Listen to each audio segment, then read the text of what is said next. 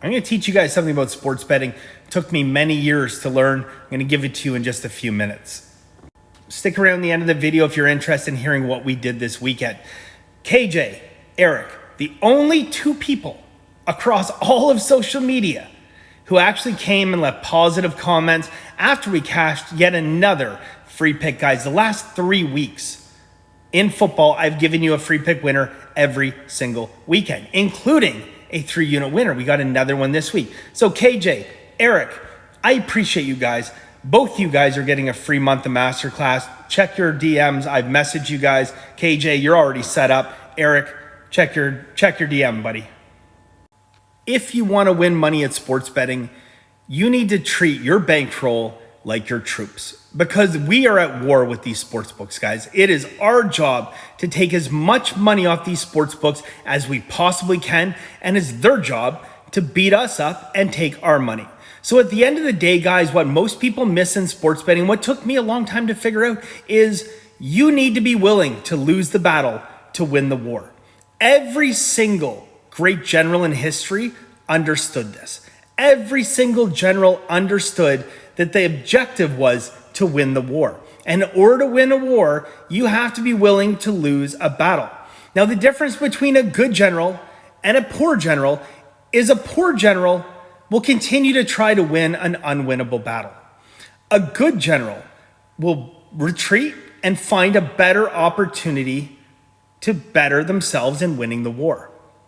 Now, if you look at some of the great generals throughout history of our friend Patton here, Rommel, Montgomery, they all were willing to lose a battle, to say that, yes, you know what, we're not going to win this battle. Let's not sacrifice more troops, okay? There's been plenty of terrible generals throughout this history. Look no further than World War I, or if you want to look at Custer, who was willing to sacrifice his entire army in a fruitless battle because he felt arrogant, okay? He pushed all his chips forward and chased, and he ended up losing. That is a terrible, terrible leader right there, okay? A good leader will always focus on the end goal, which is winning the war. Most sports bettors are not prepared to do that. They're not prepared to take that short-term loss with the end goal of winning the war. They're very short-sighted and have to win today. You had a bad weekend, you got to get it back, right? Well, send your troops off to slaughter and kiss your bankroll goodbye, because you've just lost the war. Now, I've said time and time again, to win at sports betting, you need to treat this like a business, okay? If you're treating this like a passing hobby, something to have fun with on the weekends, then, good for you, okay? Enjoy yourself, have fun with it, but don't expect to make money. If you expect to make money, you need to treat this like a business, and more so, you need to treat this like a war. Understand that your bankroll are your troops. Those are your soldiers you're going to send into battle to win more money. And if you sacrifice those soldiers on a whim because you had a bad weekend and you're going to chase on Monday Night Football, or you had a bad Monday night and you cook up this ridiculous parlay on Monday, I did it when I was young, guys. I did it. I was the worst commander that you could possibly imagine, but I learned from my mistakes, guys, and I like to think I'm a good general now. Following bankroll management for a lot of years. The truly amazing generals of history understand they will lose a battle. They go in mentally prepared for the fact that this might not go our way, and what they focus on, though, is the end goal of winning the war. Now, what is the end goal of winning the war in sports betting? Well, it's very simple. It's to transfer every dollar you possibly can from the sports books into your account. Is this a war you'll ever win? That's up to you. I don't know what your goals are, what your ambitions are, how much money you want to make from this, but set goals for your future. Figure out what you want to do. Personally, for me, I wouldn't set anything short of becoming a millionaire doing this, and do it perfectly, okay? Understand you need to be okay with having losing days, with having losing weeks and losing months, okay? A lot of misconceptions out there. Professional sports bettors don't have losing months. Yes, they do. Every single one of them, including the greatest of all time, Billy Walters, who openly admitted having many losing months, okay? The only people on this entire planet that don't have losing months are the scammers. They win every single month no matter what. don't they?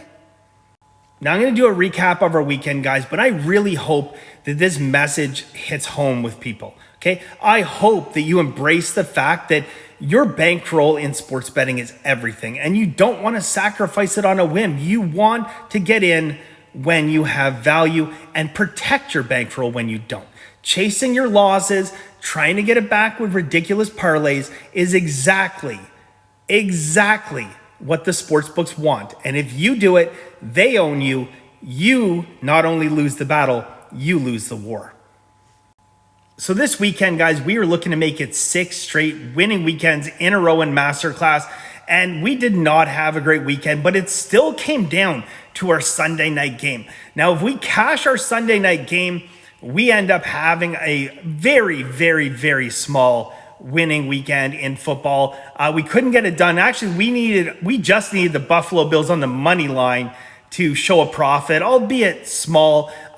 Didn't work out for us. Personally, I thought there were some plays that went against them, but I mean, I'm cheering for the Bills. I like the Bills. Maybe I had rose-colored glasses on. You guys tell me. I thought there were some tough calls there. That being said, guys, we took a small loss in Masterclass in college and NFL and couldn't continue the streak. I was really hopeful because, again, as you guys know, a couple years ago, we had the most legendary run, 14 straight weeks. That being said, guys, I don't care about streaks and runs and all the other stuff. It's simply about finding value and making money.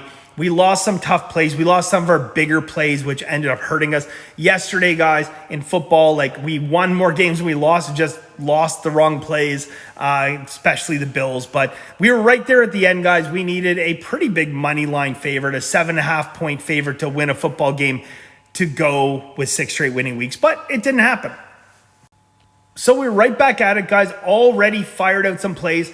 Got a big NFL play, including next week, guys.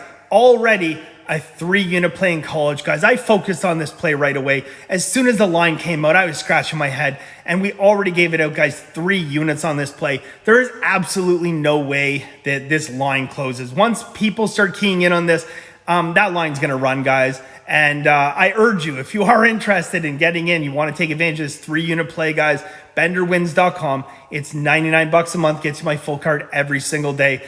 I wish you guys the best of luck. At the end of this long video, if you're still watching, thank you very much. I really appreciate it, guys. Leave a like, leave a comment, support this community. And at the end of the day, guys, treat this like a business. Treat this like a war, okay? The sports books are doing absolutely every single thing in their power, hiring top-level executives to find ways to screw you out of your money, okay? If you treat this nonchalant, if you treat this like a hobby, like something other than the war we were in with these sports books, you will lose, okay? Take this seriously, guys. Take the money off those sports books and be that 1% of people who actually do it. I wish you guys the best of luck, and we'll see you soon.